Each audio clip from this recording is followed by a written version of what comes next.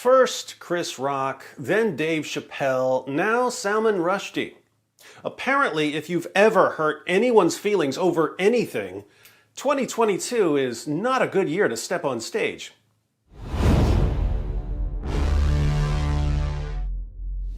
Salman Rushdie was born in India to a liberal Muslim family, but he was eventually given an Islamic death sentence for doing, back in 1988, what I do every single day. He made fun of the most obvious false prophet in history. Muslim leaders declared that Rushdie's book, The Satanic Verses, was blasphemous against Islam, and in 1989, the Ayatollah Khomeini issued a fatwa calling for his assassination. 33 years later, a misunderstander of Islam named Hadi Matar charged a stage in New York where Rushdie was about to start speaking and stabbed the 75-year-old author numerous times. Rushdie was airlifted to a hospital for emergency surgery. Muslims on Twitter were quick to condemn the attack and defend freedom of speech. The entire Muslim Ummah is standing with this Ghazi. Ghazi is a jihadi. Attacker is our hero. Salute. This man who kills Salman Rushdie is a hero of Islamic Ummah. We love you. If you insult our religion or our prophet, peace be upon him, you will be killed like a dog. But alas, the dog is better than you.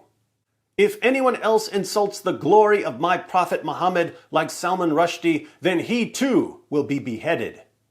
When the international authorities failed to stop the Islamophobia and hate speech towards Prophet Muhammad, then the people have no other option except to take action by themselves. The Ghazi who attacked on cursed Salman Rushdie. If world want peace, respect our Prophet Muhammad, peace be upon him. Otherwise, believe me, we are not going to give you any respect, and of course, any kind of goodness too. And yeah, I don't even care about that Salman Rushdie. We can attack such people many times. Believe me, we will.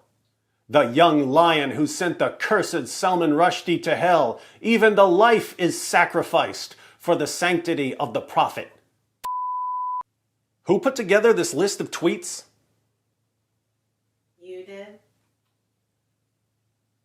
Well, don't let me forget to edit this part out. I'm not trying to get stabbed by all these morons celebrating on Twitter and Facebook.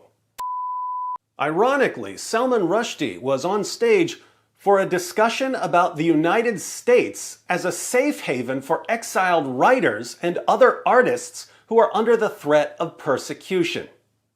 So he was going to talk about the United States as a safe haven for persecuted writers. But his talk was cut short by a misunderstander of Islam stabbing him in the neck in the United States, a safe haven for persecuted writers. If writers aren't safe in the United States of America, where will they be safe? Elon Musk, if you're watching this, I know some writers and comedians who want a one-way ticket to Mars. It's the only place they can feel safe. So, why did Salman Rushdie's book upset so many Muslims? Several reasons. Again, Rushdie comes from a liberal Muslim family, so he's always had an apostate vibe. After the Ayatollah issued a fatwa against him, Rushdie even claimed that he had returned to Islam. But he's an atheist, so he has a double apostate vibe. Then, of course, there's the blasphemous nature of his book, The Satanic Verses. The book contains a not very flattering dream sequence about Muhammad. It suggests that one of Muhammad's companions made changes to the Quran. The prostitutes in a brothel were named after Muhammad's wives. Quite offensive to Muslims. But the biggest problem with the book is that it includes a fictionalized version of one of the most embarrassing stories from the life of Muhammad. Muslim leaders don't want people to ever be reminded of the story of the Satanic Verses. Not the book, The Satanic Verses, the verses that Muhammad received from Satan, according to Islam's earliest sources. Here's what happened, according to Islam's earliest sources. When Muhammad was preaching in Mecca, he didn't win very many converts, but he wanted his tribe to accept Islam, and he was hoping to receive a revelation that would help them. Then one day, he got the revelation he was looking for. It said, Have you not heard of Alat and Al-Usa and Manat, the third, the other? These are the exalted cranes whose intercession is to be hoped for.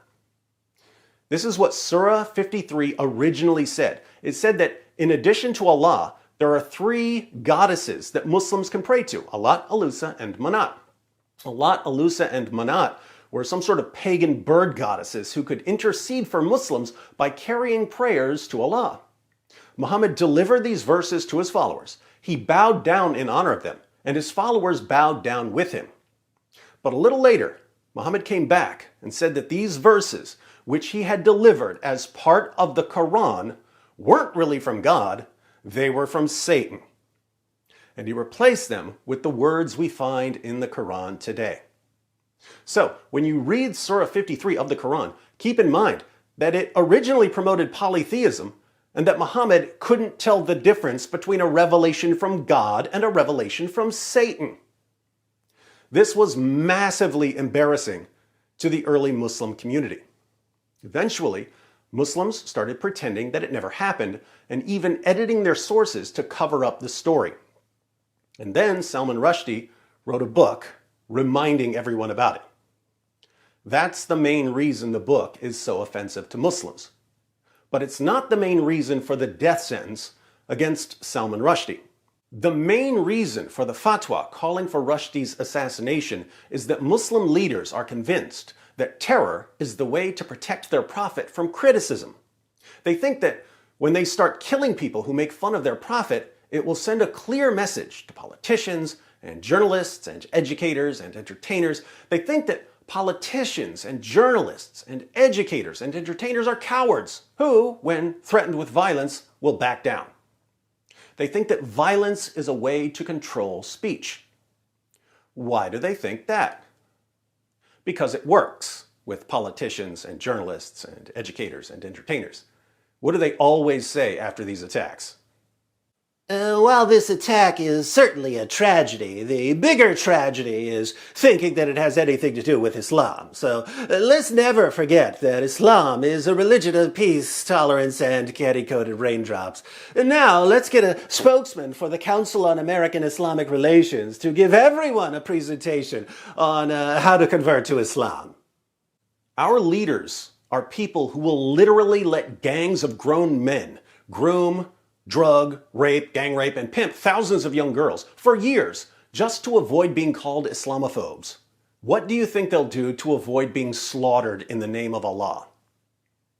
Terror works with a lot of people, but it doesn't work with everyone. It doesn't work with me, and I hope it doesn't work with you. If there are enough spines left in the world, we can stop this violence. And it's simple.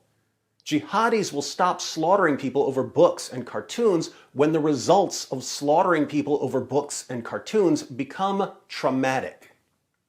The results become traumatic when, instead of violence silencing critics, violence instead leads to an avalanche, a tsunami of insults and mockery against that illiterate 7th century Arabian caravan robber our leaders are so scared to offend.